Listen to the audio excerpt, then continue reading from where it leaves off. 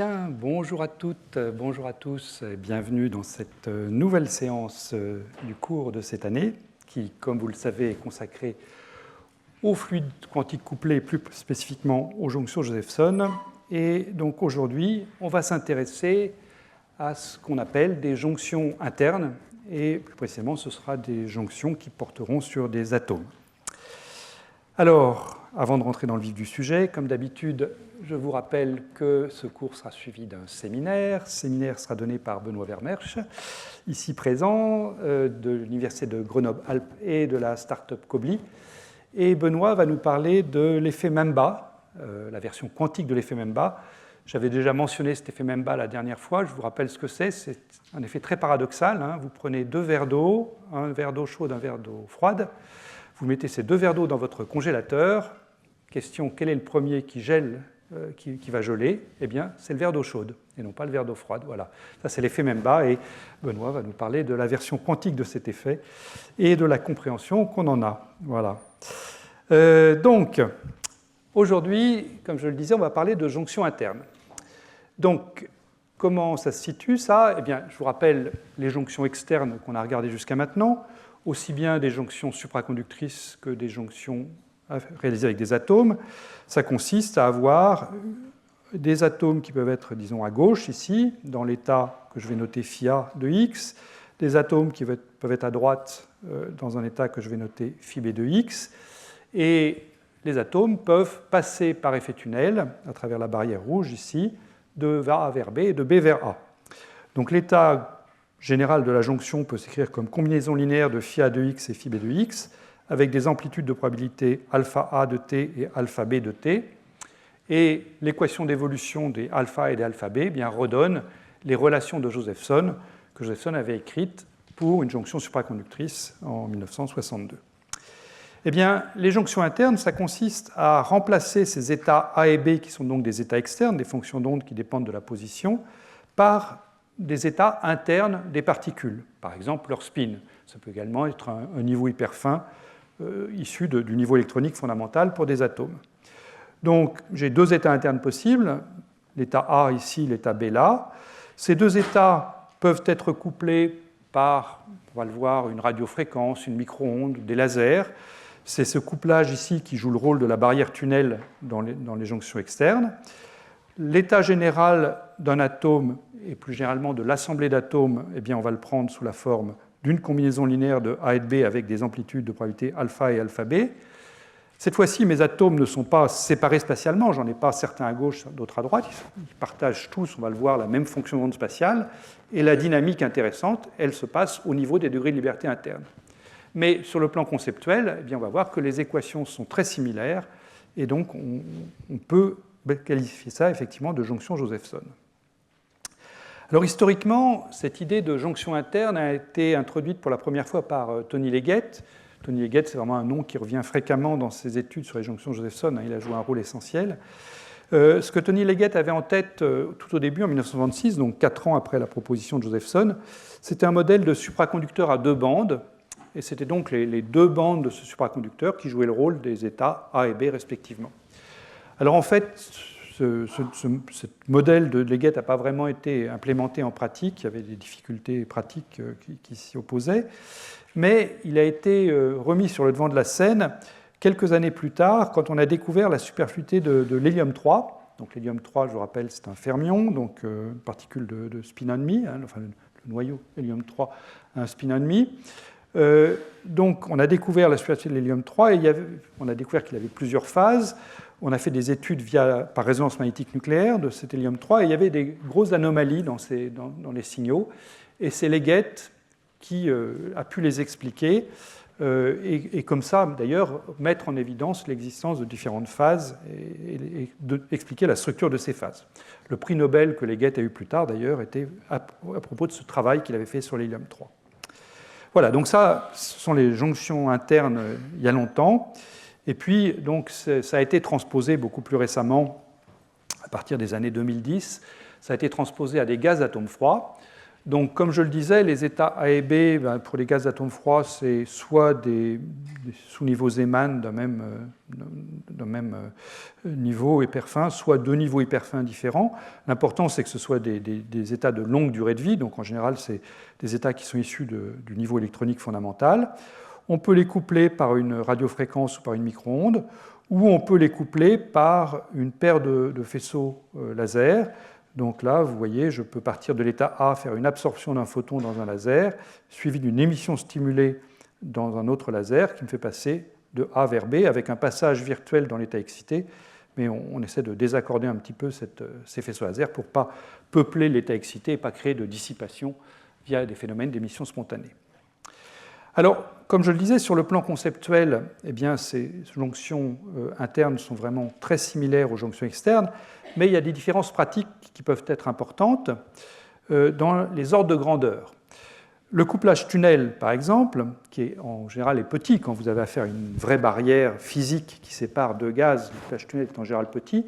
Là, le couplage tunnel, il est remplacé donc par cette micro-onde qui pilote les transitions de A vers B. Et ça peut être aussi grand qu'on veut, il suffit d'augmenter la puissance de la micro-onde. Donc, ce qu'on avait appelé l'énergie EJ, quand on décrivait le couplage tunnel dans les cours précédents, eh bien, cette énergie EJ va être potentiellement plus grande par rapport aux autres paramètres du problème qu'elle ne l'était dans le problème d'une jonction externe. Quant à l'énergie de charge, EC, qui était l'autre paramètre important pour décrire notre jonction, on avait cette paire d'énergie EJ et EC. L'énergie de charge EC, qui décrit les interactions entre atomes, eh bien, elle va être plus riche. Les interactions entre atomes dans une jonction externe, eh bien, elles sont très basiques. J'ai des atomes qui sont dans la partie A qui interagissent avec les autres atomes dans la partie A, ceux de B interagissent avec les autres atomes dans la partie B, et puis il n'y a quasiment pas d'interaction entre A et B, puisqu'il y a une barrière tunnel entre les deux. Là, les états A et les états B sont au même endroit spatialement, ils diffèrent par l'état interne de l'atome, mais ils sont au même endroit spatialement, donc les A et les B vont interagir entre eux. Donc on se retrouve en fait avec trois types d'interactions possibles, qui peuvent être toutes les trois différentes, les interactions entre deux atomes dans l'état A, les interactions entre deux atomes dans l'état B, qui ne sont pas forcément les mêmes, puisque ce n'est pas le même état interne, donc a priori, les constantes d'interaction ne sont pas forcément égales, et puis les interactions inter-espèces, si je puis dire, c'est-à-dire les interactions entre A et B. Et donc ça ajoute de la flexibilité au problème, puisqu'on peut manipuler, via des résonances de diffusion, indépendamment chacune de ces trois constantes d'interaction AA, BB et AB. Voilà, alors le plan du cours pour aujourd'hui va être le suivant. Je vais commencer par des choses que probablement beaucoup d'entre vous connaissent, mais je préfère le faire tranquillement au tableau pour bien assurer les bases. C'est ce qui se passe quand j'ai un seul atome couplé à un champ cohérent. C'est ce qu'on appelle l'atome habillé. Donc j'aurai un champ monochromatique, quasi résonant, et on va établir les états propres de ce système. Ensuite, on mettra beaucoup d'atomes, c'est quand même ça le but, et on les mettra tous dans le même mode spatial. Donc je vous expliquerai bien ce qu'il faut pour que cette idée dire que les atomes sont tous au même endroit, qu'est-ce qu'il faut satisfaire. Et on verra la représentation de Schwinger pour notre ensemble d'atomes bosoniques, et on verra son lien donc avec l'algèbre d'un grand moment cinétique. Ensuite, on vérifiera que cette représentation de Schwinger, cette algèbre de moment cinétique, permet bien de retrouver la jonction Josephson. Et en dernière partie, eh bien, on verra un effet intéressant qui apparaît, qu'on n'avait pas encore abordé avec les jonctions externes, qui est la possibilité de voir des transitions de phase et des bifurcations dans ces jonctions atomiques. Voilà. Donc commençons par ce préliminaire sur le cas d'un atome unique couplé à un champ monochromatique. Et là, bon, je vais le faire au tableau pour bien poser les bases. Donc je prends un atome que j'appelle un atome à deux niveaux, donc avec ces deux états A et B. Donc A et B comme ça. J'appelle oméga 0 la fréquence de résonance qui permet de passer de A à B. Je suis libre de fixer le zéro d'énergie où je veux, donc on va dire que l'état A a une énergie plus h bar oméga 0 sur 2, et l'état B a une énergie moins h bar oméga 0 sur 2. Et donc, mon atome libre, il a un hamiltonien que je peux appeler H0, qui est simplement h bar oméga 0 sur 2, le projecteur sur l'état A, le quai de bras AA, moins le projecteur sur l'état B, quai de bras BB. Voilà. Maintenant, on va coupler cet atome à un champ cohérent.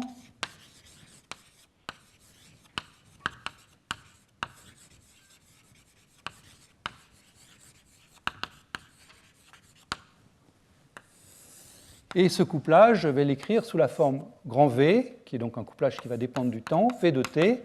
Je vais lui mettre un moins h bar grand oméga, et puis donc quelque chose qui me fait passer de A à B et de B à A, donc le quai de bras AB plus le quai de bras BA. Voilà. Bon, par convention, ici je mets un moins, et ce couplage dépend du temps, et donc j'ai un cosinus oméga t. Alors, grand oméga, c'est ce qu'on appelle la fréquence de Rabi.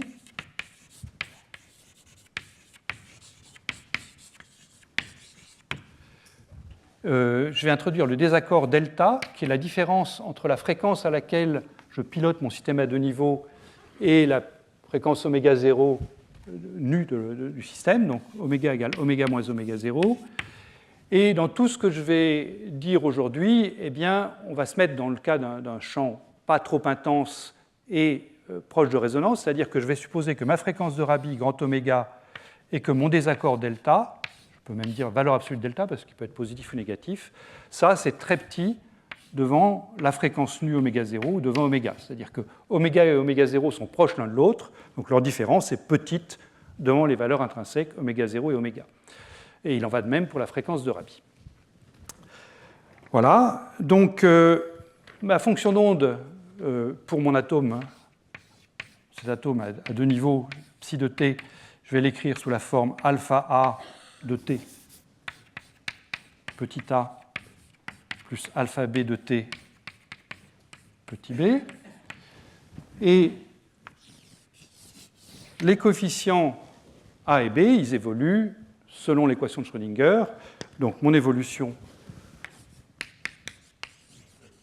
pour mon système, elle est donnée simplement en écrivant l'équation de Schrödinger, IH bar d psi sur dt égale h psi, où le h, eh bien, ça va être la somme de h0 et puis de v de t. Donc ça va avoir l'allure suivante, IH bar d psi sur dt, donc alpha, je vais écrire les deux composantes, alpha A point et alpha B point. IH bar alpha A point, la première partie c'est l'évolution libre, donc j'ai du h bar oméga 0 sur 2 alpha. Et puis j'ai le couplage induit par le champ cohérent, qui va donc être un moins h bar grand oméga. J'ai ce cosinus oméga t, et puis j'ai alpha b. Donc je couple alpha et alpha b via ce terme proportionnel à la fréquence de Rabi. Et de la même façon, j'ai le IH bar alpha b point égale moins h bar oméga 0 sur 2 alpha b, moins h bar oméga, cosinus oméga t, alpha. Voilà, donc ça c'est le système de deux équations qu'il faut résoudre si on veut avoir l'évolution exacte des coefficients alpha et alpha b de ce système. Alors, ce système-là, il n'a pas de solution analytique. La raison pour laquelle il n'y a pas de solution analytique, c'est qu'en fait, il y a plusieurs fréquences dedans. C'est-à-dire que si je développe le cosinus oméga t sous la forme e puissance plus i oméga t et puissance moins i oméga t, j'ai ces deux fréquences plus et moins oméga qui vont générer plein d'harmoniques, et je ne peux pas donc trouver de solution analytique simple à ce système. Je peux le résoudre numériquement, bien sûr, mais analytiquement, c'est difficile à résoudre. Et en fait, ce n'est pas très intéressant parce qu'il y a des termes qui sont importants et d'autres termes qui sont complètement négligeables dans ce système. Ils sont complètement négligeables à cause de cette hypothèse ici que grand oméga et delta sont très petits devant oméga 0 et oméga. Donc on va simplifier ce système, on va négliger des termes qui sont non pertinents pour ne garder que ceux qui ont de l'importance. Et pour trouver quels sont les termes importants, bien, on peut regarder ce qui se passe quand on regarde l'évolution libre. C'est-à-dire si je néglige le couplage avec le champ cohérent, ce que je vois, c'est que alpha de t, je peux mettre évolution dominante. Je vais l'appeler comme ça, évolution dominante. L'évolution dominante, c'est que alpha de t, quand il est tout seul, il va évoluer en e puissance moins i oméga 0 t sur 2. C'est ce que j'ai là. I alpha point égale oméga 0 sur 2 alpha. Et de la même façon, alpha b de t, il évolue en e puissance plus i oméga 0 t sur 2. Donc on va tirer parti de ça pour faire ce que l'on appelle donc l'approximation du champ tournant, pour ne garder dans ce système-là que les termes qui sont les termes quasi-résonants. Donc, approximation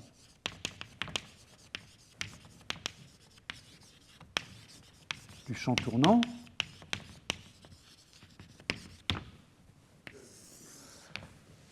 Donc, ça veut dire quoi, cette approximation du champ tournant? Eh bien, si je prends par exemple le cosinus oméga t fois alpha b, ici. Alpha b, je vous dis, son évolution naturelle, il est en puissance plus i oméga 0 t sur 2. Je dois le mettre en face d'un alpha qui, lui, évolue en puissance moins i oméga 0 t sur 2. Donc, le terme que je vais garder dans le cosinus, en le développant sous la forme puissance plus i oméga t et puissance moins i oméga t, ce sera la puissance moins i oméga t qui me fera passer donc le alpha b qui évolue en puissance plus oméga, ça tournera à la même vitesse, enfin, ça évoluera à la même vitesse, ou presque à la même vitesse que le alpha. Et on fera juste l'inverse dans le deuxième terme.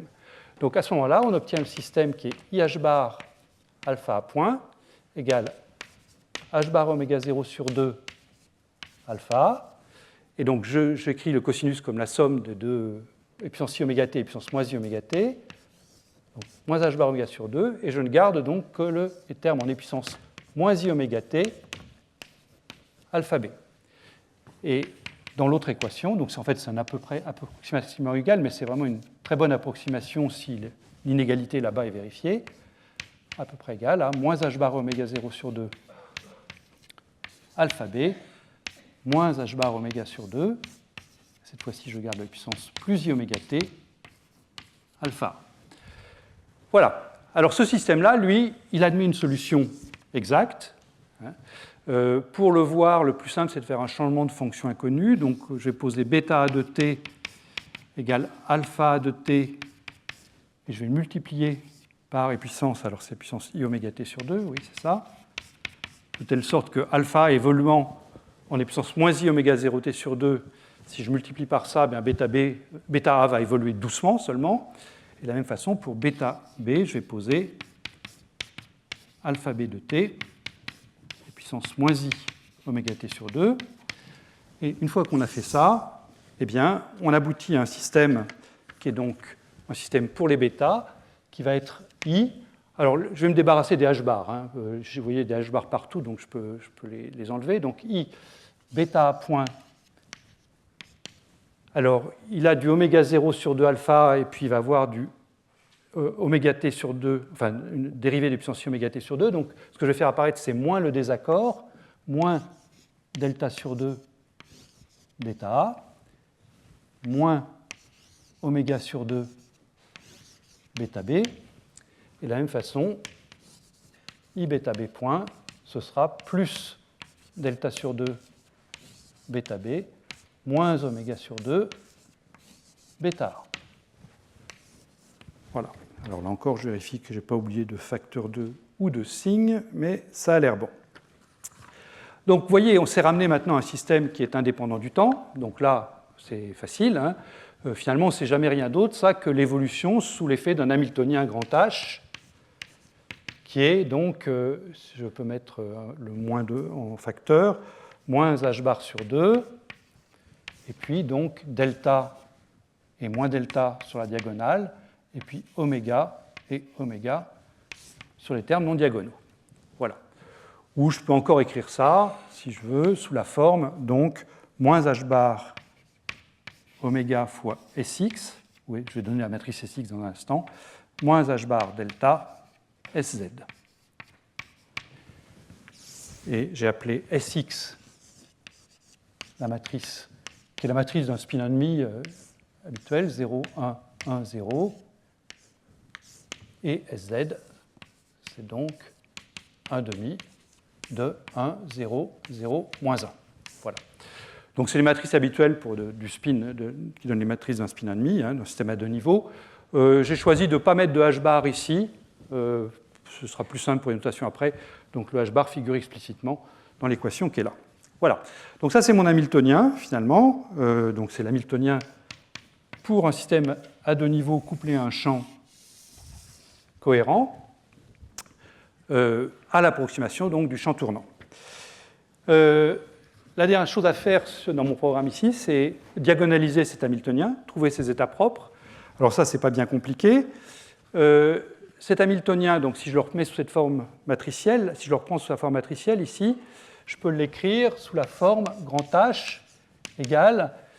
Donc je vais introduire la quantité qui est delta 2 plus oméga 2 de façon à faire apparaître des cosinus et des sinus dans cette matrice. Donc j'écris ça sous la forme moins h bar grand oméga bar sur 2, où oméga bar, c'est simplement racine de delta 2 plus oméga 2. Et donc ce qui va me rester à l'intérieur de la matrice, ce sera donc des delta sur oméga bar et des grand oméga sur oméga bar que je peux mettre sous la forme de cosinus θ, sinus θ,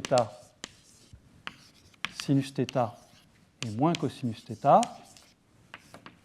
Voilà, où je pose donc cosinus θ égale, donc c'est le désaccord delta sur oméga bar, et sinus θ, c'est oméga sur oméga bar. Bon, j'ai bien cos carré θ plus sin carré θ égale 1, avec la définition d'oméga bar qui est ici.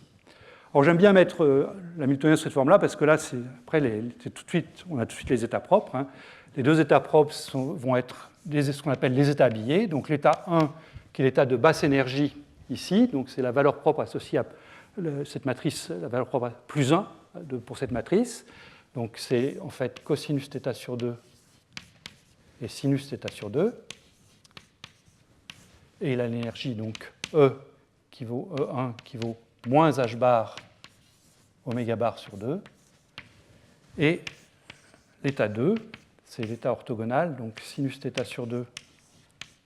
Alors, je mets le moins ici, moins cos θ sur 2, qu'à l'énergie E2 égale plus h bar oméga bar sur 2. Voilà, donc là, on a résolu complètement notre problème d'un atome à deux niveaux couplé à un champ cohérent. On a les états propres, on a l'hamiltonien à l'approximation du champ tournant, donc le problème est complètement résolu. Alors, ces états habillés, donc là je les ai obtenus en prenant un couplage en cosinus oméga t. Vous pourriez me dire, oui, mais ça c'est un peu particulier, a priori je ne connais pas la phase du couplage. Donc effectivement, on peut faire des choses un peu plus générales. Bon, c'est exactement la même démarche. Hein. Si je prends une phase non nulle, donc un cosinus oméga t plus gamma, ce qui va se passer, c'est que les habillés vont acquérir cette phase gamma du champ cohérent. Donc j'aurai une puissance I gamma qui viendra se mettre sur la composante 1 ici, une puissance I gamma qui viendra se mettre sur la composante là. Ces deux états restent orthogonaux entre eux, restent normalisés. Voilà. Alors il y a une visualisation commode de ces états habillés qui est la sphère de Bloch. En fait, la sphère de Bloch, c'est un bon moyen pour visualiser tous les états d'un spin ennemi, ou plus généralement d'un système à deux niveaux. Donc cette sphère de Bloch, ça consiste en quoi? C'est une sphère de rayon 1, et à chaque point de cette sphère, on peut associer un et un seul état possible pour notre système à deux niveaux. Donc je vais le faire pour les états habillés. Prenons par exemple l'état 1 ici. Eh bien, le point de la sphère qu'on va associer à cet état habillé cos θ sur 2 et puissance I gamma sinus θ sur 2, c'est un point dont la colatitude va valoir θ et sa longitude vaudra gamma. La longitude, c'est azimutal, et la colatitude, c'est comme la latitude, sauf que c'est mesuré à partir du pôle nord plutôt que d'être mesuré à partir de l'équateur.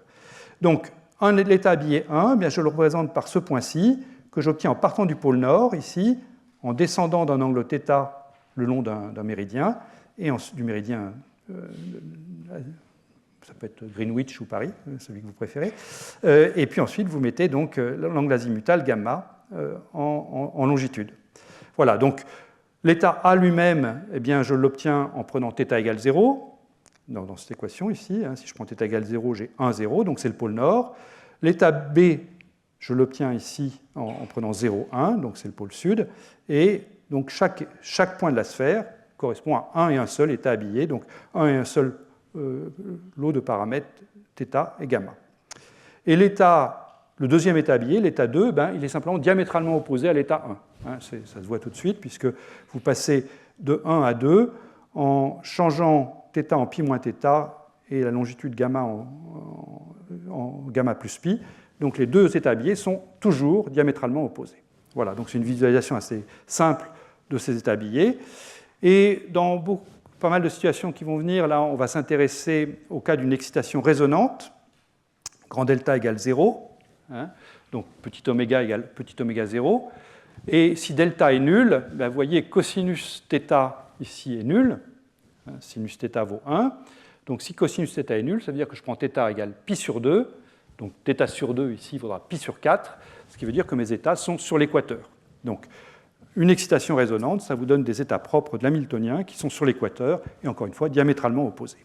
Voilà. Donc ça, c'est quelque chose qu'on voit pour un atome unique, mais qui reviendra ensuite quand on aura beaucoup d'atomes. Voilà. Donc, voilà ce que je voulais vous dire pour l'atome unique, donc ce n'est pas bien compliqué. Et maintenant, bien, on va passer à notre collection de beaucoup d'atomes, et on va essayer de voir quels sont les bons outils pour traiter cette collection de beaucoup d'atomes. Donc la première chose que j'aimerais expliquer, c'est ce que j'appelle cette approximation du mode spatial unique. Comment est-ce qu'on s'y prend en pratique et quelles sont les contraintes à remplir? Donc ce qu'on veut, c'est avoir une collection d'atomes pour lesquels le degré de liberté de spin, le degré de liberté AB est pertinent, mais tous les autres degrés de liberté sont gelés, en particulier les degrés de liberté orbitaux, les degrés de liberté spatiaux.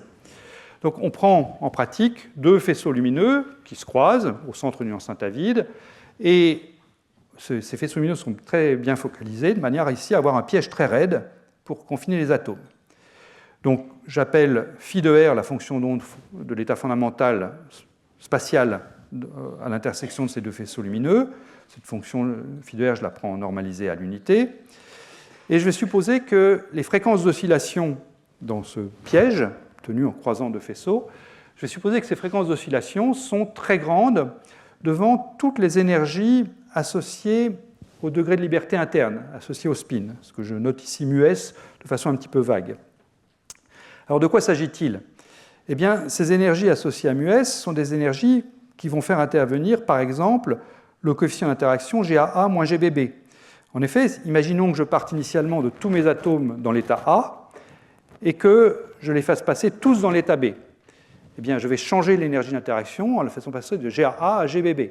Enfin, donc, la question que je peux me poser, c'est il n'y aura pas exactement la même énergie d'interaction s'ils sont tous dans A ou s'ils sont tous dans B, a priori. La question, c'est est-ce que du coup, quand je fais ce changement-là, je vais exciter des modes spatiaux de mon système?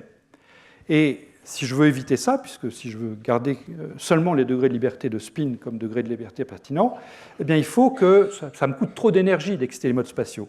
Donc il faut pour ça que h bar oméga i, les fréquences d'oscillation dans mon piège, soient très grandes devant cette énergie associée au passage de tous les atomes de A vers tous les atomes de B. Donc voilà un exemple de potentiel chimique lié au coefficient d'interaction, c'est l'énergie par atome associée à ce GA moins GBB. Et puis on verra intervenir un petit peu plus tard un autre coefficient qui est également pertinent pour décrire ces mélanges, qui est la différence entre la moyenne géométrique de GA plus GBB et puis le coefficient interespèce GAB. Ça, c'est l'énergie que je dois payer quand je fais passer, quand j'ai un mélange 50-50 de A et de B, toujours au même endroit, et puis je change un petit peu la composition, je fais passer un petit peu d'atomes de B dans A ou le contraire. Voilà, donc mon hypothèse, ça va être que ces énergies liées au spin, ce que j'ai appelé de manière un petit peu schématique potentiel chimique, que ces énergies par particules liées au spin, donc GA moins GBB ou cette différence-là, elles sont petites devant toutes les fréquences d'oscillation du piège. Et quand c'est vrai, eh bien, je n'ai pas à me soucier d'exciter ces degrés de liberté de vibration du piège. Ils vont rester dans leur état fondamental. Voilà. Alors, une fois qu'on a ça, eh bien, on va donc essayer de voir quels sont les bons outils pour décrire notre système de n particules. Et là encore, je vais repasser au tableau. Il va falloir qu'on commence par préciser l'espace de Hilbert dans lequel on va travailler, et puis se donner les bons outils, c'est-à-dire les bons opérateurs, pour explorer cet espace de Hilbert et décrire donc la manière dont les atomes interagissent entre eux à cette approximation du mode spatial unique. Donc je commence par préciser l'espace de Hilbert. Donc cette fois-ci, on a un espace de Hilbert à n particules.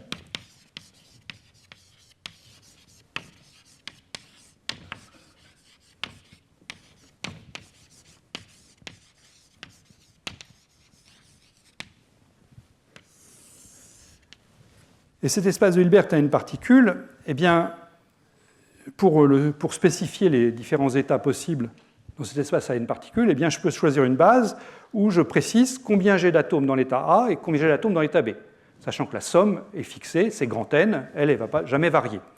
Donc, une base possible de cet espace de Hilbert, c'est les états nombres Na, Nb, où Na désigne donc le nombre d'atomes dans l'état A et Nb désigne le nombre d'atomes dans l'état B. Donc, Na plus Nb, comme je disais, est égal à grand N. Donc, ce NaNb, eh bien, je vais le choisir dans l'ensemble qui consiste à prendre, par exemple, tous les atomes dans A et 0 atomes dans B, donc N0. Ensuite, je peux en mettre N-1 dans A et puis 1 atome dans B, jusqu'à l'état 0N, où là, j'ai mis 0 atomes dans A et tous les atomes dans B. Donc, combien il y a d'états au total? Eh bien, si vous dénombrez ça, il y a N plus 1 états. Donc, je vais travailler dans un espace de dimension N plus 1. Voilà. Et après, je serai libre de prendre une autre base dans cet espace. Mais je suis dans cet espace de dimension N plus 1. Et ce qui va me permettre de naviguer dans cet espace, eh bien, ce sont ce qu'on appelle les opérateurs création et destruction. Je peux créer une particule dans l'état A, je peux détruire une particule dans l'état A, je peux créer une particule dans l'état B ou en détruire une. Alors, je vous donne juste un exemple. L'opérateur A croix, qui est donc l'opérateur création d'une particule dans l'état A, eh bien, cet opérateur, quand il agit sur un des états de base Na, Nb, ce qu'il fait, c'est qu'il me monte le Na, il me fait passer de Na à Na plus 1, tout en gardant le nombre de particules dans l'état B constant. Et il y a un coefficient qui vient se mettre devant, qui est racine de Na plus 1, coefficient de normalisation.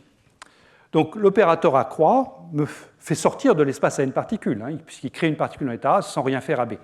Donc il faudra toujours l'associer à un opérateur création A, à un opérateur destruction B, sinon on sortirait de l'espace, mais bon, ça va venir dans un instant.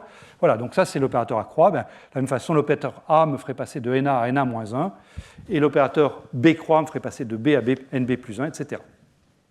Bien, donc ça ce sont les opérateurs destruction et création qui vont être les briques de base pour générer l'algèbre d'opérateurs dans mon espace. Et donc, à quoi ressemble maintenant mon couplage entre l'atome et le rayonnement?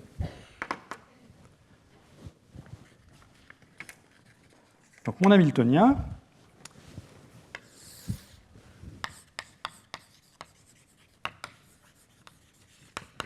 que je vais qualifier d'hamiltonien cohérent pour commencer, c'est-à-dire que pour commencer, je ne prends pas en compte les interactions entre atomes, je me contente de réécrire, je vais supposer que mes atomes sont indépendants les uns des autres, mais je vais me contenter de réécrire avec ces opérateurs création et destruction ce que je sais sur un atome unique, c'est-à-dire cette chose-là.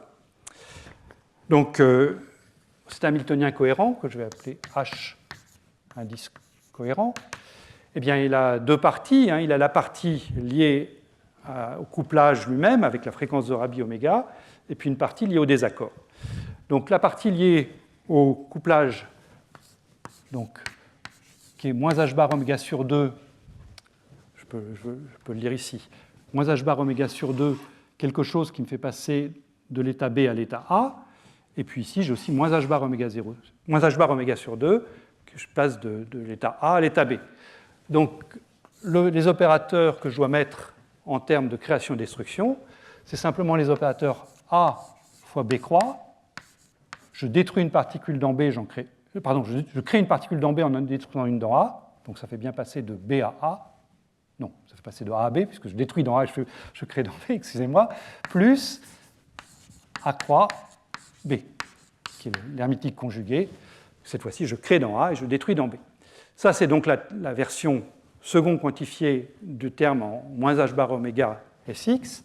Et puis j'ai le terme de désaccord, qui est donc moins h bar delta sur 2 pour les particules dans l'état A, plus h bar delta sur 2 pour les particules dans l'état B. Et donc ça, je vais l'écrire, donc moins h bar delta sur 2, un terme qui compte le nombre de particules dans l'état A, qui est donc simplement A croix A, moins un terme qui compte le nombre de particules dans l'état B, qui est B croix B. Voilà. Donc ça, si vous êtes familier avec seconde quantification, c'est vraiment une réécriture mot à mot en version seconde quantification de cet opérateur à une particule. Rien d'original. Bien.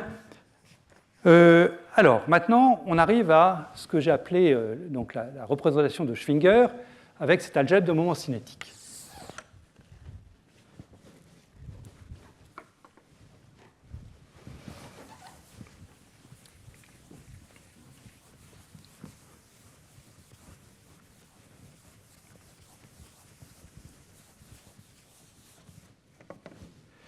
J'ai fait apparaître pour mon atome à deux niveaux ici cette représentation avec des Sx et des Sz, qui était donc une algèbre de moments cinétiques, mais un moment cinétique très simple, c'est un spin-and-me simplement.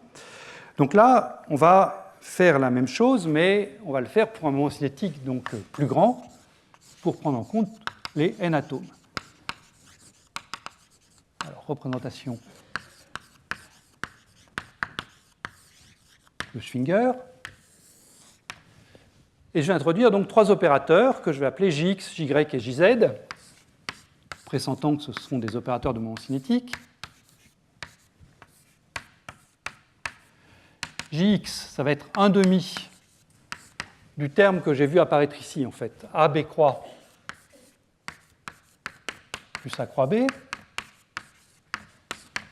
Jy, ça va être I sur 2 fois la différence de ces termes-ci.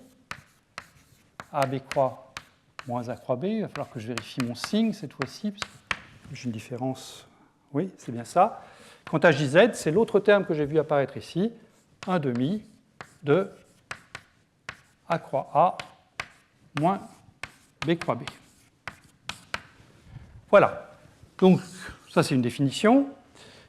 Et je les ai appelés grand J, donc, qui rappellent l'idée que ça peut être un moment cinétique. Est-ce que c'en est bien? Eh bien, oui, vous pouvez vérifier que ces trois opérateurs vérifient bien les relations de commutation canoniques pour un moment cinétique, c'est-à-dire que si je prends par exemple x et y, si je prends le commutateur de Jx avec Jy, eh bien ça c'est égal à I fois Jz.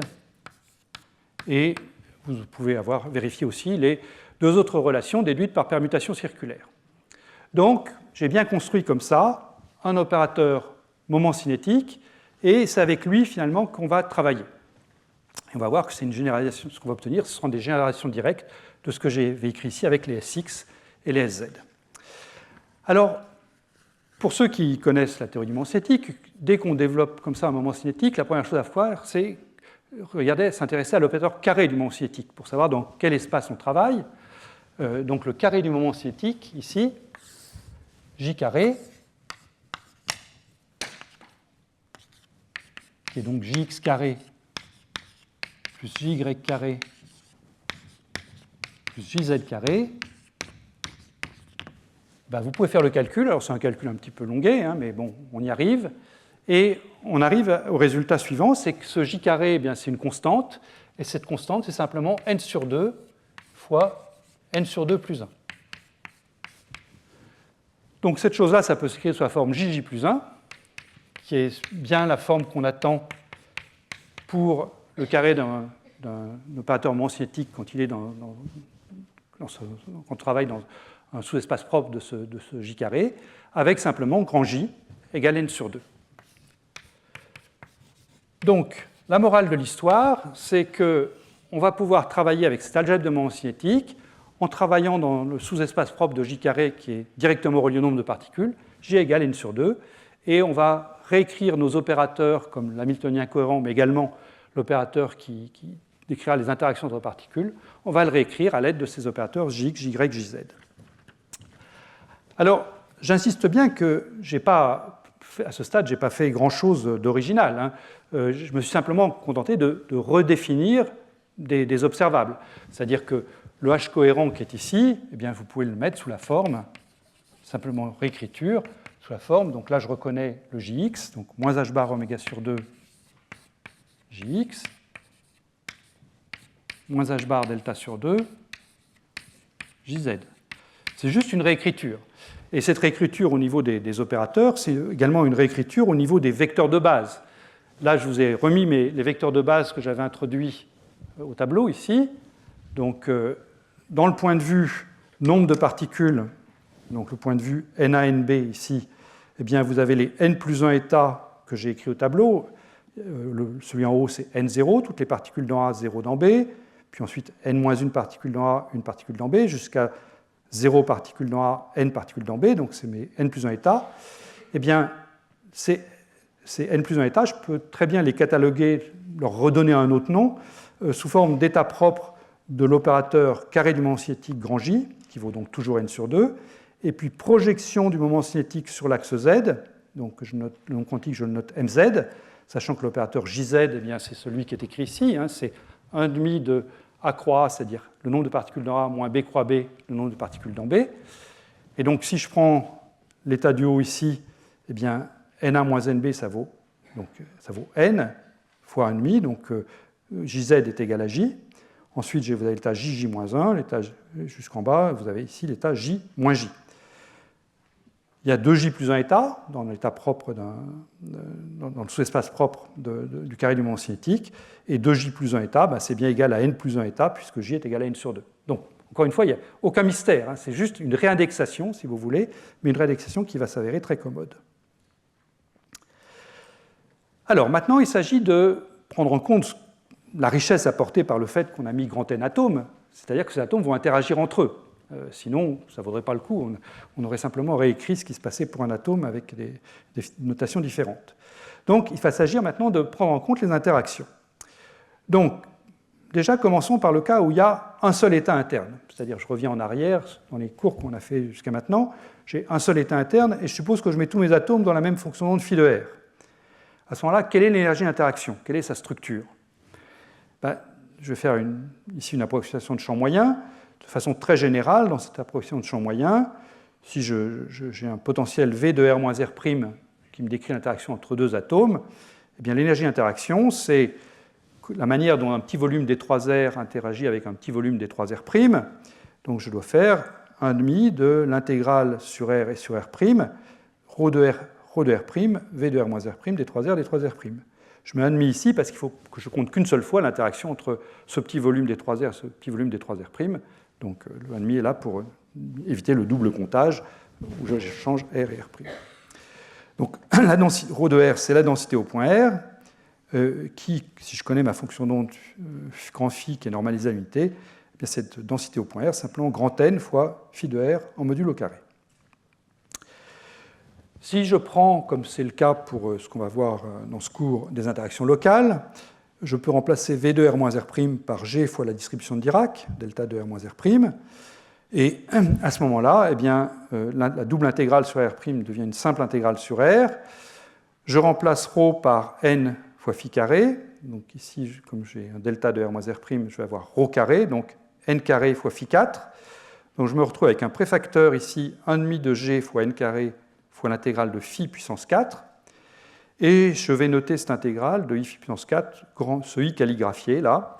Il a la dimension de 1 sur un volume, ça c'est simple à comprendre. Cette intégrale-ci est sans dimension. D3R c'est un volume, donc phi carré c'est 1 sur un volume. Et donc quand vous prenez l'intégrale de phi 4 D3R, eh bien, il vous reste un volume au dénominateur. Et donc quand il n'y a qu'un seul état interne, bilan des courses, je peux l'encadrer. Mon énergie d'interaction, c'est 1,5 de l'intégrale grand I fois petit g fois n carré. Question, qu'est-ce que ça devient si maintenant je ne mets pas un seul état interne dans mon volume ici, mais deux états internes, A et B, avec des constantes d'interaction a priori différentes, AA, BB et AB. Bon, là, je vais le refaire là, encore une fois au tableau. Donc, faut que je trouve un effaceur. Voilà. Donc, je peux effacer ça.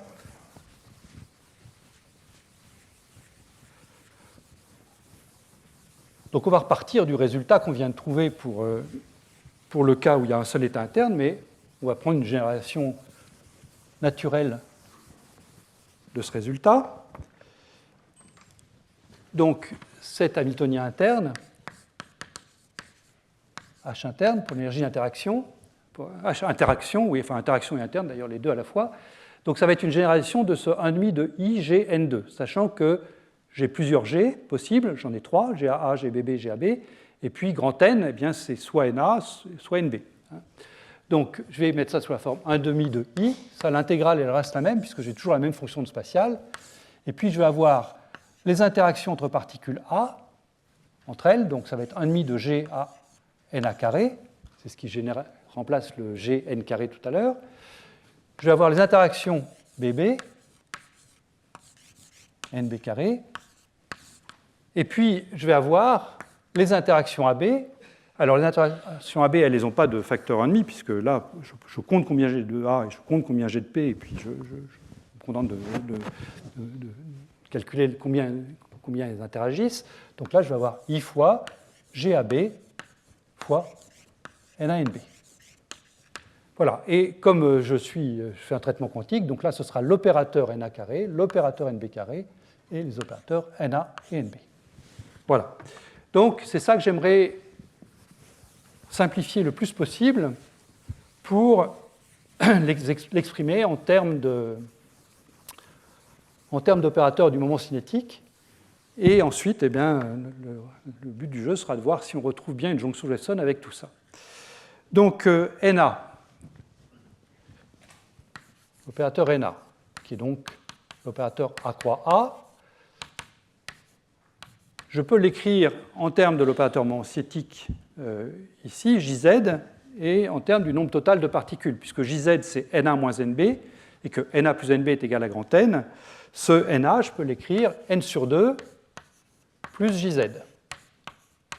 Alors N sur 2, je ne lui mets pas de chapeau, parce que N est une constante, hein, c'est N fois l'identité. NB, qui est égal à B croix B, c'est N sur 2 moins JZ.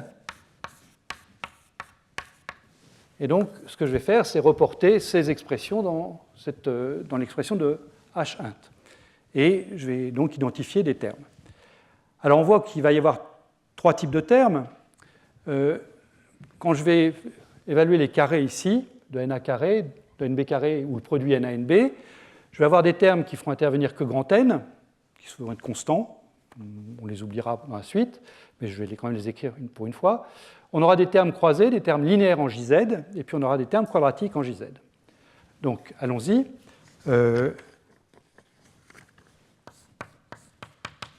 H int, c'est donc un premier terme qui va être un terme indépendant de JZ, donc où je prends simplement le terme n sur 2 ici. Donc, qu'est-ce que je vais avoir? Je vais avoir GAA fois n carré sur 4, GBB fois n carré sur 4, et puis j'aurai du GAB fois, encore une fois, n carré sur 4. Donc ça, je vais le mettre sous la forme 1/2 de I, une quantité que je vais appeler G bar, et puis n carré.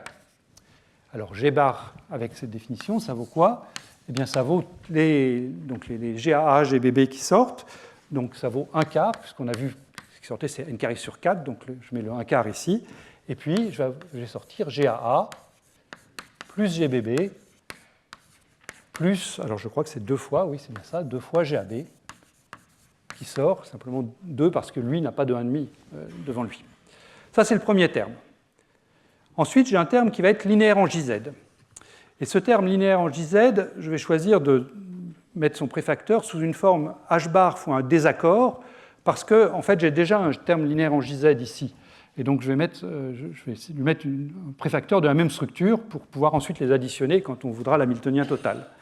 Donc, ce terme linéaire en JZ, je l'écris sous la forme plus H bar delta int JZ, ou delta int, qu'est-ce que ça vaut? C'est même H bar delta int que je peux écrire.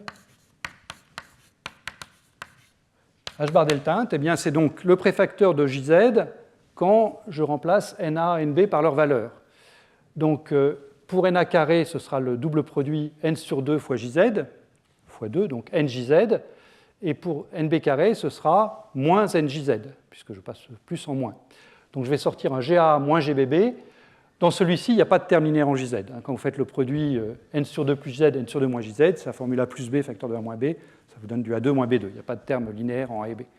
Donc H bar delta int fait simplement intervenir la différence entre GA et GBB avec un coefficient donc, qui est 1/2 de toujours cette intégrale I, grand N, et puis donc ces différences GA moins GBB.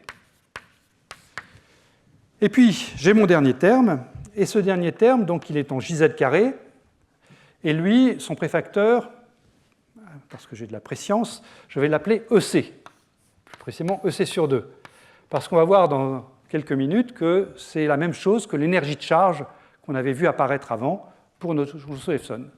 Donc ça, c'est EC, JZ carré. Et EC, qu'est-ce que ça vaut? Eh bien, c'est le coefficient du terme en JZ carré. Donc, on recommence. Je vais avoir un terme en GAA ici, qui va venir quand je vais remplacer NA par sa valeur. Donc, GAA. Je vais avoir un plus GBB, ce sera le plus JZ carré qui vient d'ici. Et puis là, quand je fais le produit NA-NB, ce que je sors, c'est donc du moins JZ carré. Donc, je vais sortir du GAA plus GBB moins 2 fois GAB, avec toujours un préfacteur qu'il faut prendre. Et donc, EC, c'est, si je ne me trompe pas, I fois GAA plus GBB moins 2 fois GAB. Voilà, donc ça, ce sont les 3 coefficients qui rentrent dans mon Hamiltonien interaction. Et donc, une fois que j'ai ça, eh bien, je peux écrire l'Hamiltonien total. L'Hamiltonien total en H pour cette jonction interne, c'est la somme de l'Hamiltonien interne et du couplage cohérent qui est écrit ici. Donc, qu'est-ce que je vais avoir? Je vais avoir du moins H bar oméga J, il n'y a pas de 6 sur 2.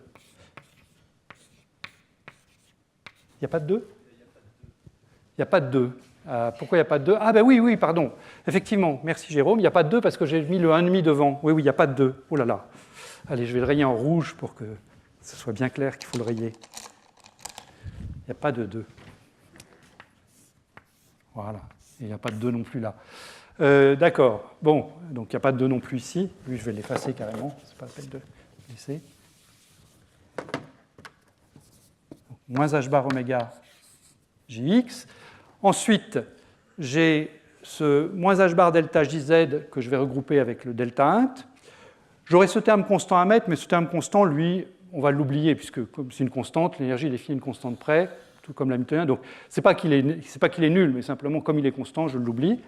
Donc, je regroupe le moins h bar delta Jz avec mon delta int qui est ici. Donc, je vais écrire ça sous la forme moins h bar delta tilde Jz,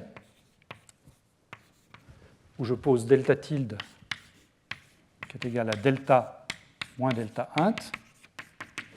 Et puis, il me reste plus EC sur 2 Jz carré. Voilà, et ça, c'est l'hamiltonien, donc, de ma jonction interne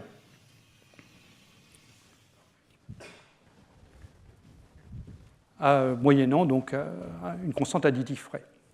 Voilà, et c'est avec ça qu'on va travailler à partir de maintenant. Alors, je ne sais pas si ça... Non, je n'avais pas écrit le résultat ici, mais voilà. Voilà, donc là, je l'ai remis là. J'ai remis les termes qu'on vient d'additionner, le terme avec le couplage cohérent, sans le facteur 2. Donc, au moins sur les notes, sur la diapositive, c'est bon. L'interaction d'atomes qu'on a vu ensemble, à la constante additive près, et donc cet hamiltonien-là. Cet hamiltonien-là, il a un nom, c'est l'hamiltonien de Lipkin, Meshkov et Glick. C'est un hamiltonien qui a été introduit dans les années 60, en physique nucléaire essentiellement. L'idée de cet hamiltonien, de ceux qui l'ont introduit, c'était pour tester différentes méthodes d'approximation en physique nucléaire. Donc c'est un hamiltonien qui a connu pas mal de... il y a eu beaucoup d'études dessus, et puis il a été réalisé dans de multiples situations. Une situation récente, c'est une expérience qui a été faite ici même au Collège de France, dans le groupe de Sylvain Nassimben et Raphaël Lopez, sur un atome de grand moment sciatique, le dysprosium. Donc ils avaient un J égale 8, et ils ont pu vérifier les états propres de cet hamiltonien et mettre en évidence une dynamique intéressante. Voilà, bon, je ne vais pas rentrer dans les détails ici. Voilà, donc ça termine ce que je voulais vous dire sur la mise en place du formalisme. Et maintenant, donc, j'aimerais qu'on revienne à notre jonction Josephson et qu'on vérifie qu'avec cet hamiltonien qui est écrit ici, qui pour l'instant est un hamiltonien quantique, eh bien, je suis capable de retrouver la dynamique d'une jonction Josephson. Et pour ça, il va falloir passer de la dynamique quantique avec des opérateurs à la dynamique classique. Alors, comment est-ce qu'on fait quand on a un opérateur quantique et qu'on voudrait vérifier que cet opérateur quantique, sa dynamique, permet bien de retrouver ce qu'on sait de la physique classique? Il y a plusieurs méthodes pour faire ça. Une des méthodes qui me semble la plus parlante, c'est de passer en point de vue de Heisenberg. Le point de vue de Heisenberg, je vous rappelle à quoi ça consiste. Ça consiste à se donner un état initial, grand psi, qu'il faut bien choisir, et qui va rester fixé. Il ne va pas évoluer dans le temps.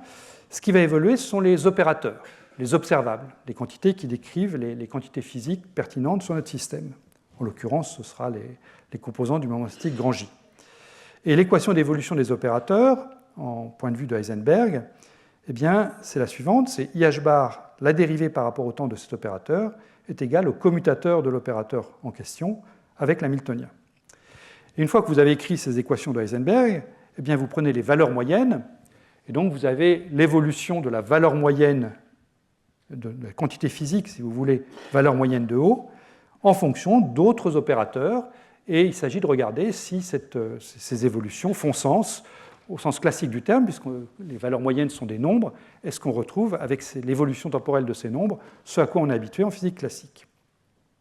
Alors c'est ça qu'on va faire avec notre jonction de Wesson. Peut-être qu'avant, en 2 minutes, je peux rappeler comment est-ce que ça marche, par exemple, pour une particule en mouvement dans un potentiel V de x. Le problème le plus simple qu'on connaisse en physique, finalement, c'est le problème de Newton. Est-ce que, quand je prends l'hamiltonien quantique et que je fais cette procédure-là, est-ce que je retrouve les équations de Newton classiques? Eh bien, la réponse, c'est ça dépend, et on va voir pourquoi ça dépend. Donc, on va le faire ensemble, ça ne va pas prendre beaucoup de temps. Donc, je pars du problème quantique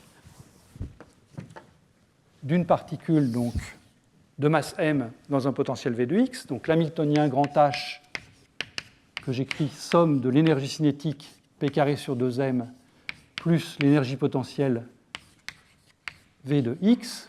P, c'est l'opérateur impulsion de la particule. X, c'est l'opérateur position. Donc, avec les relations de commutation, xp égale IH bar. Et si j'applique le programme que je me suis fixé, eh bien, je commence par mes équations de Heisenberg, et donc j'écris la dérivée de l'opérateur position par rapport au temps, qui va donc être le commutateur de cet opérateur position x avec l'hamiltonien.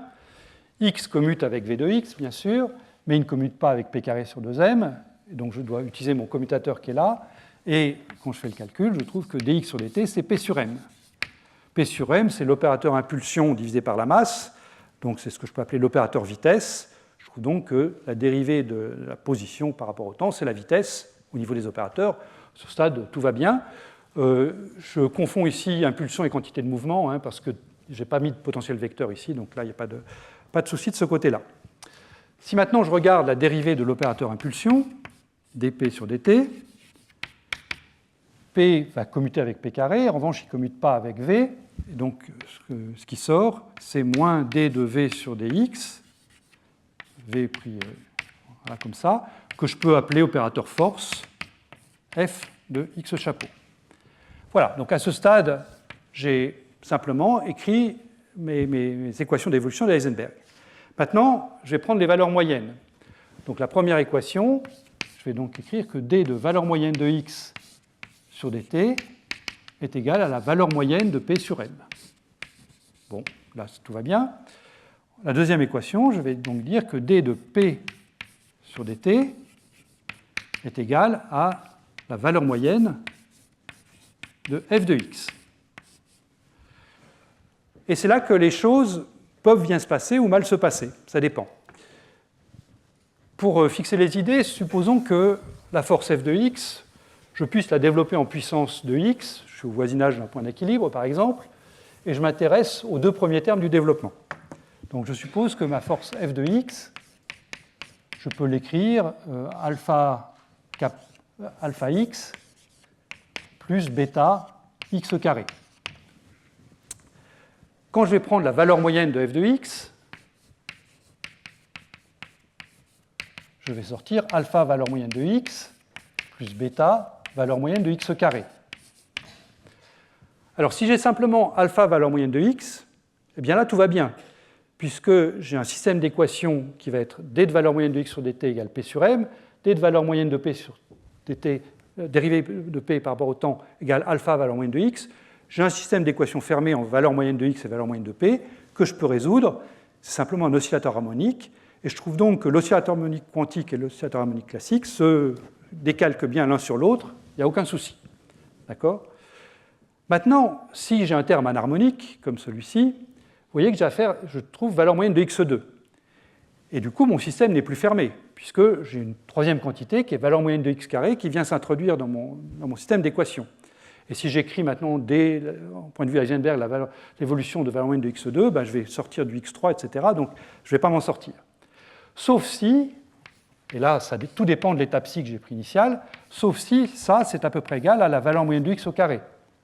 Auquel cas, si j'ai le droit de remplacer la valeur moyenne de x2, c'est-à-dire la valeur moyenne du carré, par le carré de la valeur moyenne, eh bien, je récupère un système fermé pour valeur moyenne de x et valeur moyenne de p, et je peux résoudre mes équations classiques et les comparer et vérifier que classique et quantique coïncident à peu près.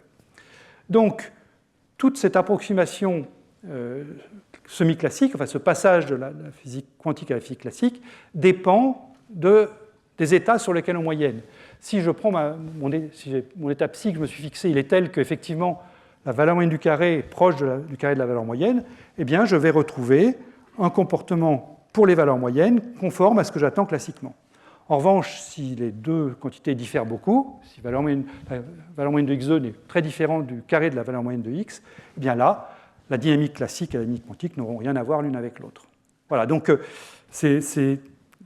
l'idée de passer de la physique quantique à la physique classique, ça dépend beaucoup de l'état dans lequel on prépare, et ça repose bien souvent sur cette idée de finalement décorréler des opérateurs ou remplacer des produits de valeur moyenne par des valeurs moyennes de produits. C'est exactement ce qui va se passer pour notre Hamiltonien LMG et pour donc cette jonction Josephson interne. L'Hamiltonien, je l'ai réécrit, il est ici, c'est le même, j'espère, que celui qui est écrit au tableau. Et j'applique donc mon équation d'évolution de Heisenberg qui est ici à chacune des trois composantes Jx, Jy, Jz de moment cinétique, en utilisant les relations de commutation que je vous avais données tout à l'heure, Jx commutateur avec Jy égale Jz, etc. Donc là, il n'y a qu'à tourner la manivelle, hein, c'est simple. Djx sur dt, eh bien, je vais devoir prendre le commutateur de Jx avec cet Hamiltonien, donc Jx commute avec lui-même, Jx ne commute pas avec Jz, mais va me donner du Jy, donc je vais sortir le delta bar Jy, et puis là j'ai un carré, donc là c'est un peu plus compliqué, je vais prendre le commutateur de Jx avec Jz carré, et ça me sort un produit Jy, Jz plus Jz, Jy. Et puis on fait la même chose pour les deux autres composantes, il ne faut pas se tromper dans les signes, mais bon, après quelques essais, on y arrive. Et on a donc ces trois équations. Maintenant, on va prendre les valeurs moyennes, et on voit qu'on retrouve un problème vraiment similaire à celui que j'avais mentionné ici. C'est-à-dire que j'ai des termes qui sont linéaires en Jx, Jy, Jz, donc pour eux tout va bien se passer.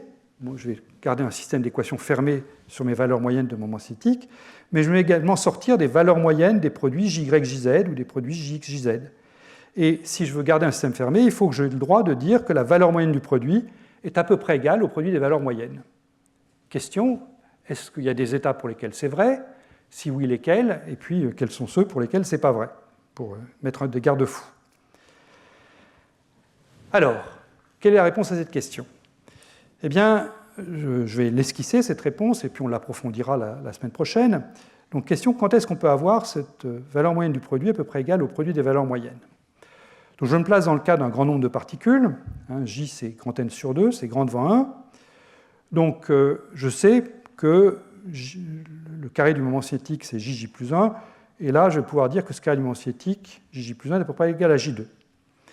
Donc ça va me permettre tout de suite de donner une condition nécessaire pour que je puisse remplacer les produits de valeur moyenne par les valeurs du produit. Si cette hypothèse-là est vérifiée, eh bien en particulier, elle va s'appliquer aux Jx, Jy et Jz, c'est-à-dire que je sais que Jx carré plus Jy carré plus Jz carré, c'est égal à J carré, où J égale N sur 2. Donc quand je remplace les valeurs moyennes des carrés par les carrés des valeurs moyennes, je vais avoir une valeur moyenne de Jx élevée au carré, plus valeur moyenne de Jy élevée au carré, plus valeur moyenne de Jz élevée au carré, doit être également à peu près égale à J2. Question, quels sont les états pour lesquels c'est vrai? Je peux vous en proposer un pour lequel c'est vrai. Si je prends les états tels que J, donc la valeur du moment cinétique, du carré du moment cinétique vaut Jj plus 1, et la projection du moment cinétique selon l'axe Z, Mz est égale elle-même à J, ou à moins J, à ce moment-là, Jz, sa valeur moyenne, ce sera J, ou plus ou moins J, donc le carré vaudra J2, valeur moyenne de Jx vaudra 0, valeur moyenne de Jy vaudra 0, donc cette égalité est bien vérifiée. Donc l'état initial qui est écrit ici satisfait bien au moins cette condition nécessaire. Plus généralement, si je prends ce qu'on appelle un état cohérent de spin, un état cohérent de spin, c'est un peu la même chose que le premier, sauf que maintenant je prends un axe de quantification qui est quelconque, je l'appelle petit u, c'est un vecteur unitaire qui pointe quelque part dans l'espace, et je prends un état de spin tel que la projection de la composante du moment cinétique selon u est égale à sa valeur extrémale, plus j ou moins j. C'est ça un état cohérent de spin. Eh bien, si je prends ça, on peut vérifier que là encore, cette égalité-là, ou cette quasi-égalité, est vérifiée. Donc, pour tous les états cohérents de spin, c'est-à-dire les états qui sont alignés finalement avec un axe, pour lequel le moment cinétique est aligné avec un axe, eh bien là, je vais pouvoir appliquer cette hypothèse. Je dis que c'est une condition nécessaire, mais en fait, elle sera suffisante. En revanche, il y a des états pour lesquels ça ne marche pas du tout. Si vous prenez l'état Jmz égale 0, dont on verra la semaine prochaine que c'est un état hautement non classique, eh bien cet état-là, quand vous prenez la valeur moyenne de Jx dans cet état, eh bien vous trouvez 0, valeur moyenne de Jy, vous trouvez 0, valeur moyenne de Jz, vous trouvez 0. Donc le membre de gauche ici égal à 0, il est très très différent du J carré qu'on attend. Donc pour un état qui est comme celui-ci, encore une fois un état hautement non classique, eh bien là, l'approximation que je propose n'est pas valable du tout. Donc on va se restreindre aux états cohérents de spin, cette classe d'états ici, et pour eux, eh bien, on va remplacer les valeurs moyennes des produits par les produits de valeur moyenne. Donc à ce moment-là, j'ai un système d'équations qui porte sur trois nombres maintenant, qui sont ces Jx, Jy et Jz. Il n'y a plus de chapeau, ce sont simplement les valeurs moyennes des opérateurs. Voilà. Et ça, eh bien, je prétends que ça, c'est les équations d'une jonction Josephson. Alors, vous ne reconnaissez peut-être pas ce qu'avait écrit Josephson en 1962, mais on va le vérifier ensemble. Pour ça, il va falloir remplacer ces Jx, Jy, Jz par nos quantités favorites. Cette quantité favorite, je vous rappelle ce que c'est petit n, le déséquilibre de la jonction, et puis phi, la phase de la jonction. Alors petit n, en fait, on l'a. Petit n, finalement, c'est jamais rien d'autre que Jz, puisque je vous rappelle que l'opérateur Jz lui-même, c'est la différence entre l'opérateur nombre de particules en A moins le nombre de particules en B, et petit n, eh bien, il est toujours défini comme ça. Petit n, je vous rappelle qu'on a souvent écrit cette équation-là, c'est à l'époque pour les quantités classiques, mais Na sur 2 plus n, et Nb égale n sur 2 moins n. Donc le 1,5 de Na moins Nb, eh bien, c'est bien ce petit n-là. Donc pour retrouver l'équation de la jonction Josephson, je vais simplement remplacer partout Jz par n. Évidemment, ça ne suffit pas, puisqu'il faut aussi que je trouve quelque chose de bien pour Jx et Jy. Alors, comment faire ça? Eh bien, comme on travaille avec des états qui sont des états cohérents de spin, je sais que la somme des carrés Jx carré plus Jy carré plus Jz carré est égale à n2 sur 4, J carré. Donc, comme Jz est égal à n, ce Jx carré plus Jy carré, je peux l'écrire sous la forme n2 sur 4 moins Jz carré, ou encore, en mettant n2 sur 4 en facteur, n2 sur 4, 1 moins 4 petit n2 sur grand n2. Et là, si vous avez une bonne mémoire, vous vous rappelez du quotient gamma de n que j'ai introduit dans les cours précédents. Et ça, c'est jamais rien d'autre que le carré du coefficient gamma de n. Donc, j'ai mon Jx carré plus Jy carré, c'est simplement n2 sur 4 fois gamma carré de n. Et ça m'indique une paramétrisation possible de Jx et de Jy. Je vais pouvoir dire que Jx, c'est n sur 2 gamma de n fois le cosinus d'un angle, et Jy, c'est n sur 2 fois gamma de n fois le sinus d'un angle. Comme ça, la somme de leurs carrés fera bien cette quantité n2 sur 4 gamma 2 de n. Et cet angle, eh bien, c'est rien d'autre que la phase de la jonction Josephson, au signe près. C'est-à-dire que je dois mettre cosinus phi ici et moins sinus phi là. Et ce que je prétends, c'est que quand on fait ça, eh bien, on retrouve exactement les équations de la jonction Josephson, c'est ce qu'on va voir dans un instant. Juste un mot sur une visualisation géométrique. J'avais introduit la sphère de bloc tout à l'heure pour un atome à deux niveaux. Et bien là, je peux faire la même chose pour les valeurs moyennes de ce moment cinétique. grand J, donc j'ai maintenant une sphère de rayon J, grand J, et un point Jx, Jy, Jz, un triplet Jx, Jy, Jz, c'est un point à la surface de cette sphère. Petit n me repère l'élévation par rapport au plan équatorial, c'est Jz, et l'angle phi, au signe près, eh bien, c'est l'azimut, c'est la longitude, si vous voulez, de ce vecteur ou de ce point sur ma sphère. Voilà, donc Jz est là, et puis Jx et Jy, ça repère cette valeur de phi là. Et puis le pôle nord de ma sphère, ça correspond à l'état de Fock, Na égale grand N, Nb égale 0. Il est encore écrit ici, c'était le N0 qui était là. Et puis le pôle sud, eh bien, c'est l'état 0N, tous les atomes dans B, aucun atome dans A. Voilà, donc vous avez ici une représentation géométrique de ce moment cinétique. Et donc, on peut se faire un dictionnaire de passage, comme je le disais, entre les jonctions externes qu'on a vues dans les premières séances et puis les jonctions internes qu'on voit ici maintenant. Donc, l'hamiltonien d'une jonction externe, je vous l'ai réécrit. Il avait cette allure-là, moins EJ gamma de n cosinus phi, plus cette différence de potentiel chimique delta mu bar qu'on pouvait imposer de l'extérieur en biaisant la jonction, plus l'énergie de charge fois N2. Pour notre jonction interne, on a fait apparaître moins h bar oméga Jx, moins h bar delta tilde Jz, plus EC sur 2 Jz carré. C'est ce qui est écrit là-bas. Je vous dis que Jx, je peux l'écrire n sur 2 gamma de n cosinus phi, Jz égale n, et quand je remplace Jx par cette valeur et Jz par n, eh bien je retombe exactement sur l'expression qui est dans la colonne de gauche, avec donc un lien entre l'énergie tunnel, le delta mu bar et EC. Là, je fais la substitution. Hein. Donc ce que je vois, c'est que là où j'avais EJ, eh bien maintenant j'ai h bar oméga, plus précisément n h bar oméga sur 2. Donc l'énergie tunnel, c'est la fréquence de Rabi, avec un coefficient grand N sur 2. La différence de potentiel chimique delta mu bar qu'on pouvait imposer de l'extérieur, eh bien ce sera le désaccord.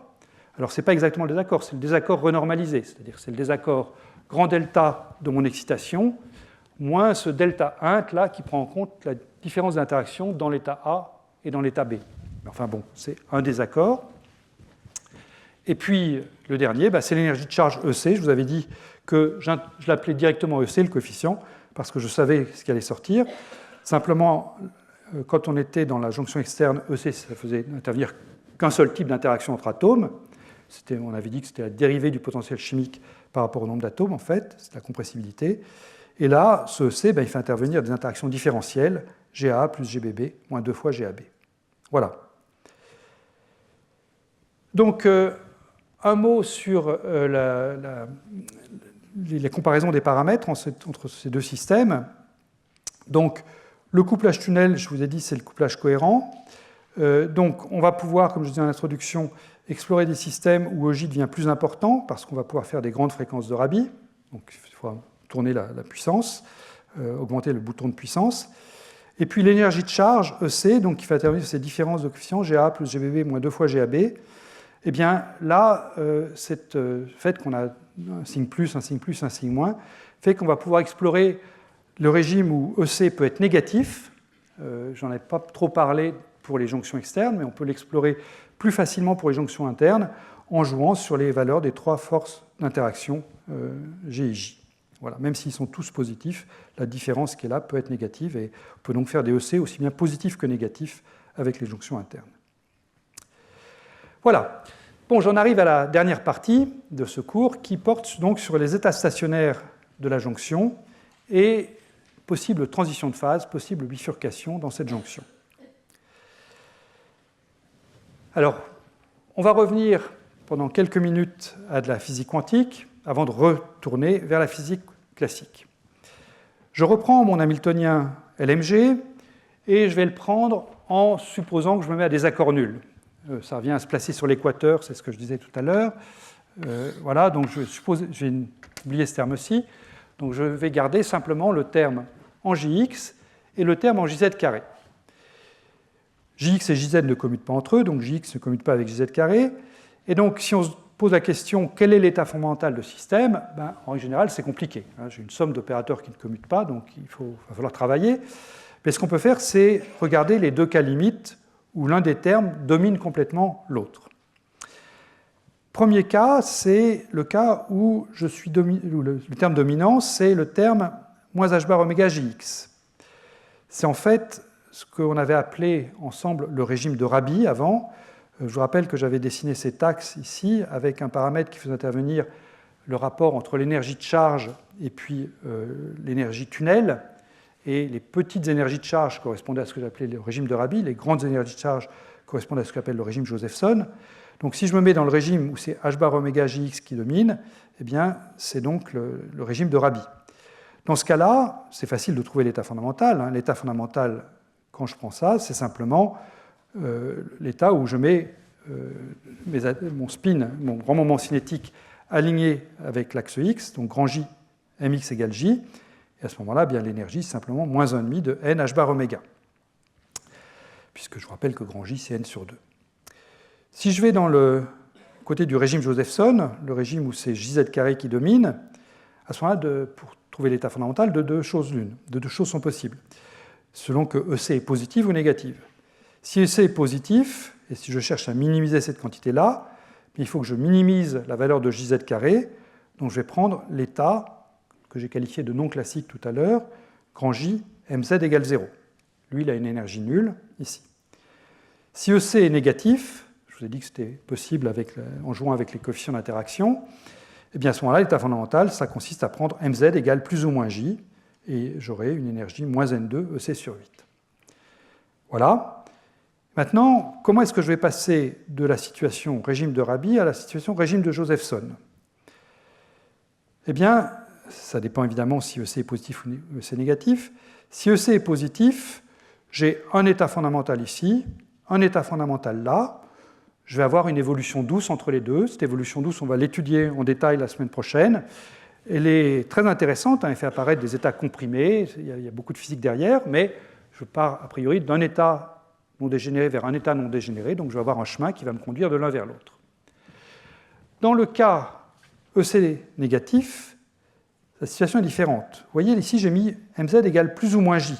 C'est normal que j'ai mis plus ou moins j, c'est parce que j'ai jz carré ici, donc plus ou moins j auront la même énergie.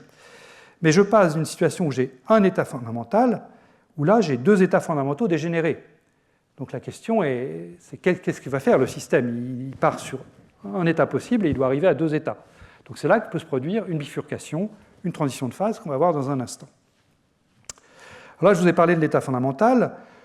Comme on a affaire à un système de dimension finie, dimension grand N plus 1, on peut se poser la question de l'état de plus haute énergie. C'est une question qui est tout aussi légitime que celle de l'état fondamental dans un système de dimension finie. Là, tout ça, je vous ai remis exactement la même chose, mais on va voir qu'on va aboutir à des conclusions opposées. Si je regarde l'énergie la plus haute possible, quand j'ai moins h bar oméga jx, eh bien l'état de plus haute énergie, ça consiste à prendre mx égale moins j, ici, pour avoir une énergie plus 1,5 de grand N h bar oméga. Et à ce moment-là, si je prends EC positif, c'est l'état le plus haut, dans ce cas-là, EC positif, qui est doublement dégénéré, puisque je peux prendre mz égale plus ou moins j, ce qui me donne une énergie n carré EC sur 8. En revanche, si EC est négatif, à ce moment-là, l'état de plus haute énergie, c'est l'état JMZ égale 0, l'état non classique, l'énergie nulle.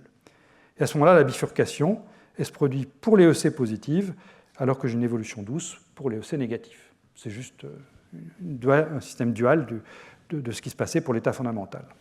Voilà. J'inverse les rôles des EC positifs et des EC négatifs. Alors, ce que je viens de vous dire, c'était avec un Hamiltonien quantique. Encore une fois, c'est des choses qu'on va étudier en détail la prochaine fois.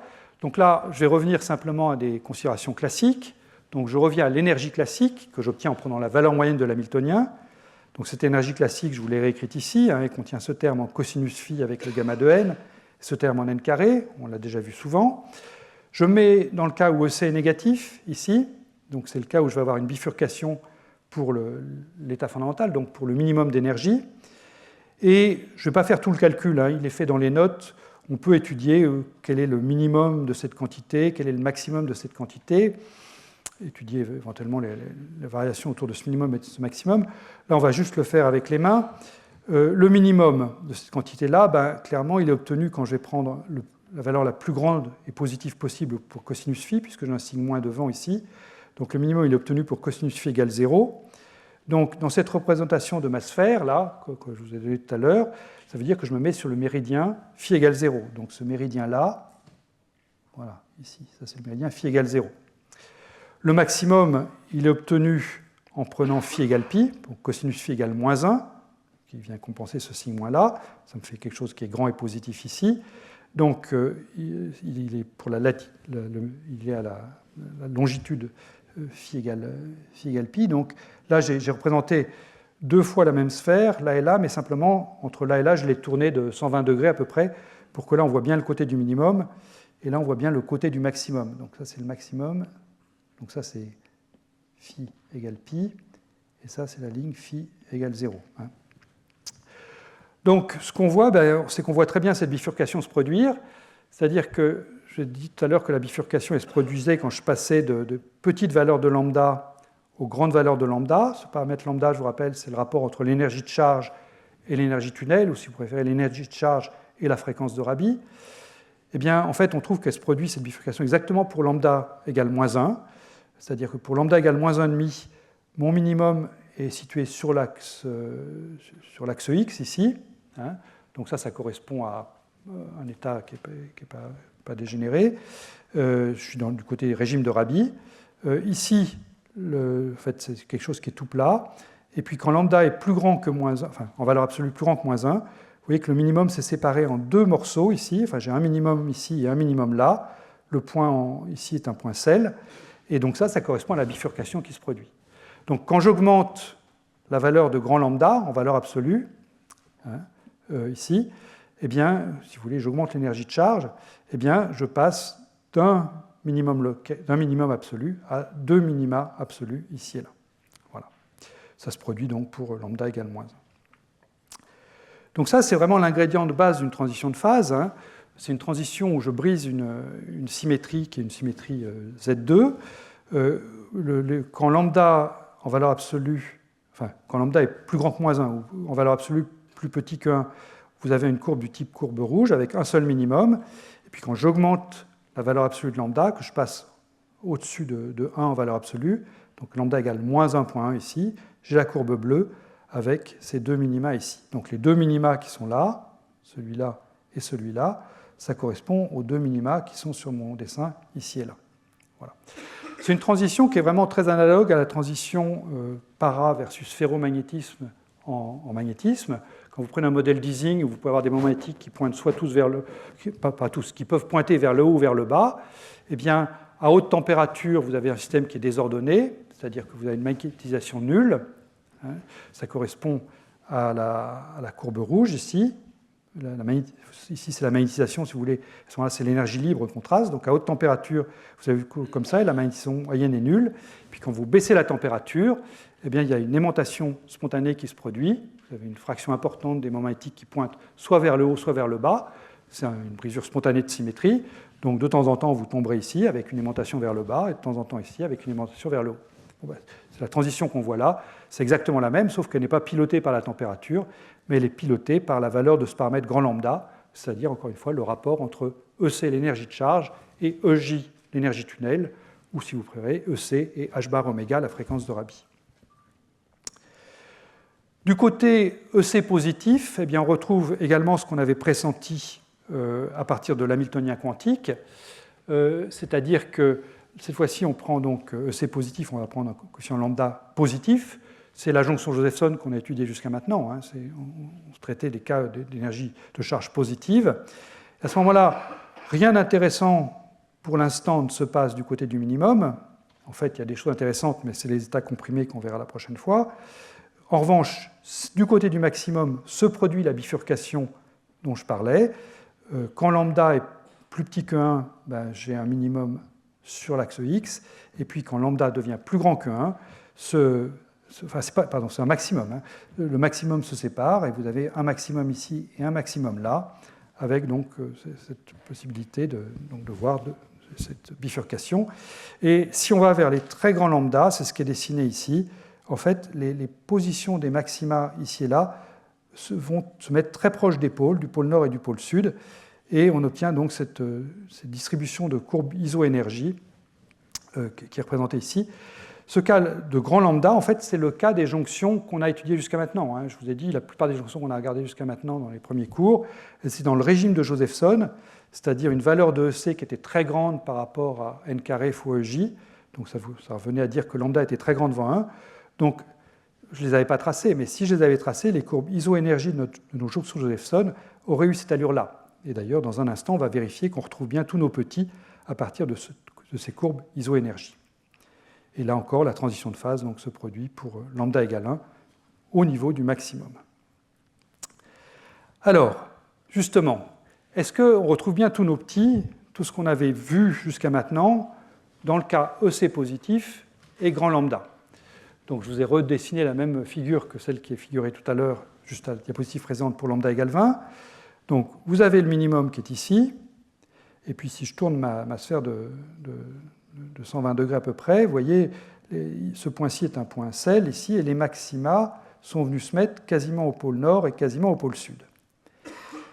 Alors, quand je dis retrouver nos petits, qu'est-ce que je veux dire? Eh bien, je veux retrouver deux aspects intéressants de la dynamique qu'on avait vu ensemble.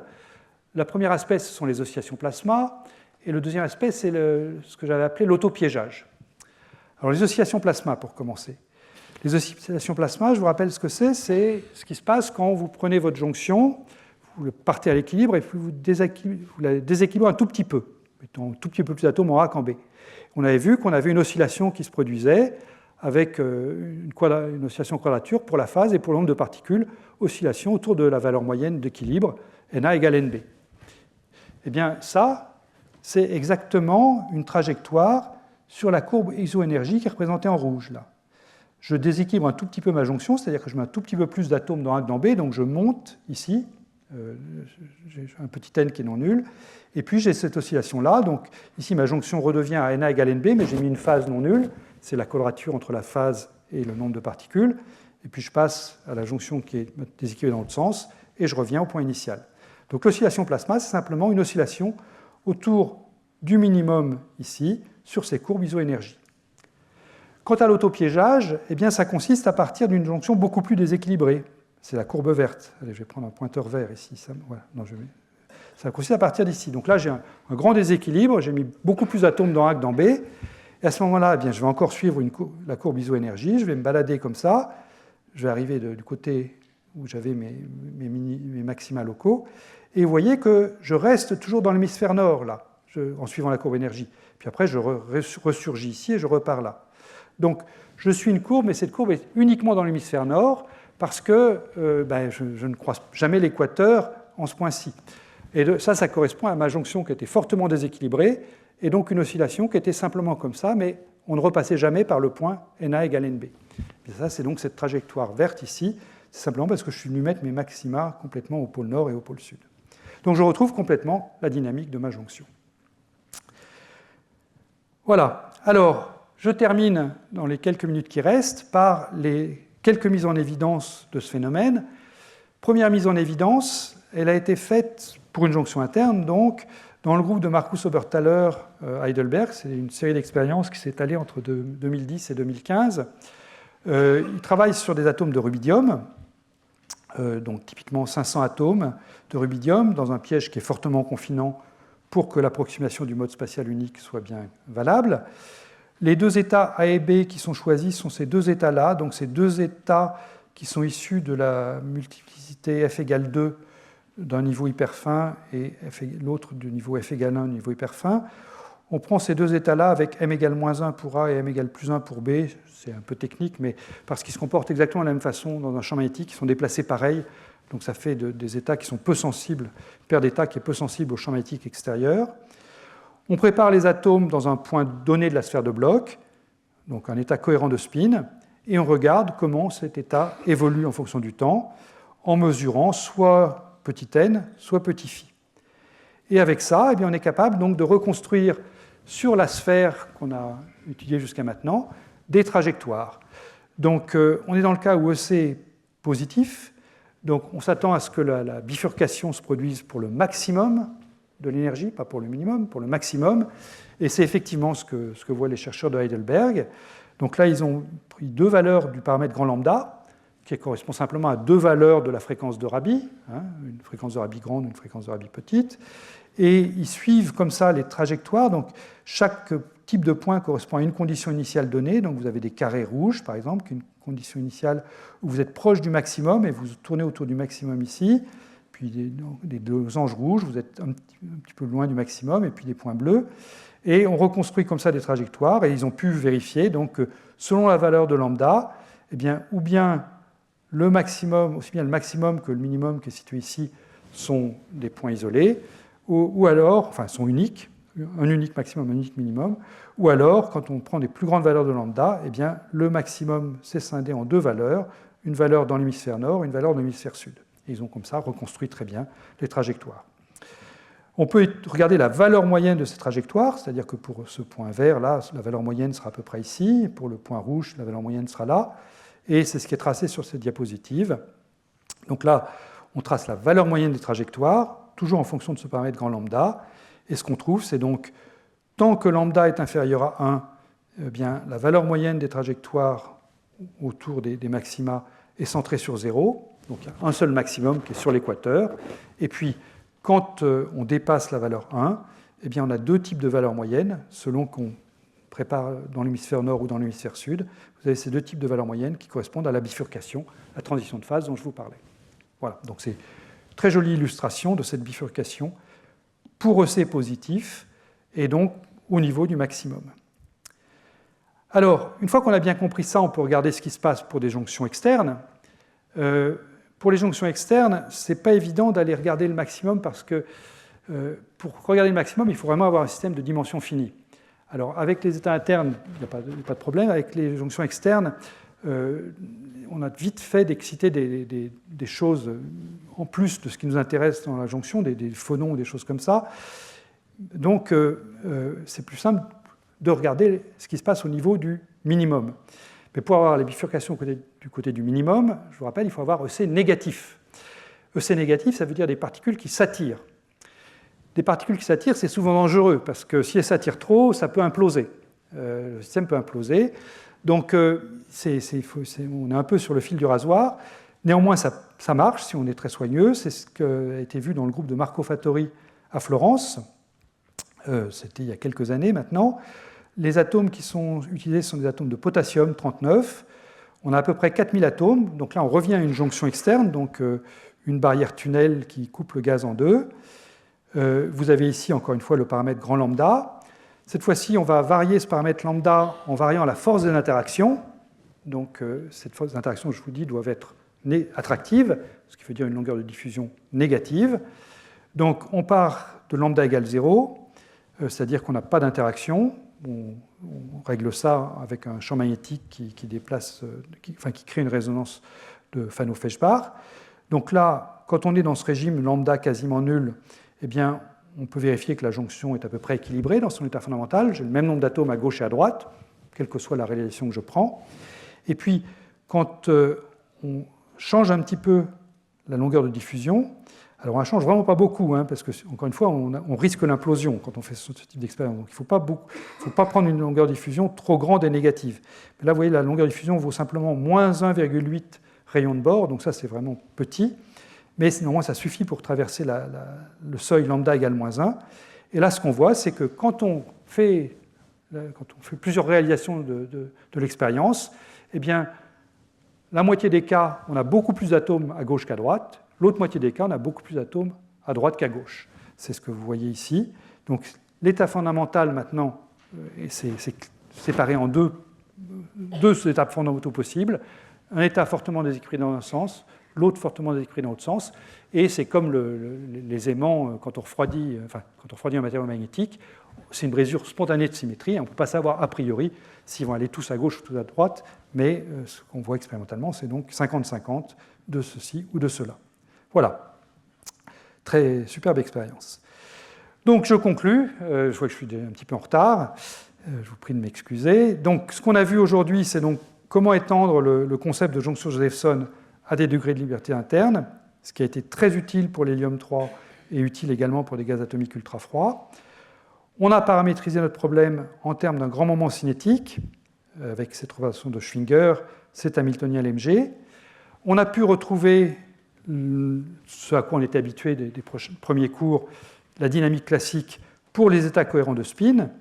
Et donc la grande question qui reste maintenant, c'est que se passe-t-il quand l'approximation classique n'est plus valable? Et en particulier, est-ce que l'état fondamental lui-même de la jonction peut être non classique? Et ça, c'est le programme pour les 2 cours prochains. Voilà, je m'arrête ici. Je vous rappelle le séminaire de Benoît Vermersch dans une dizaine de minutes et je vous remercie pour votre attention.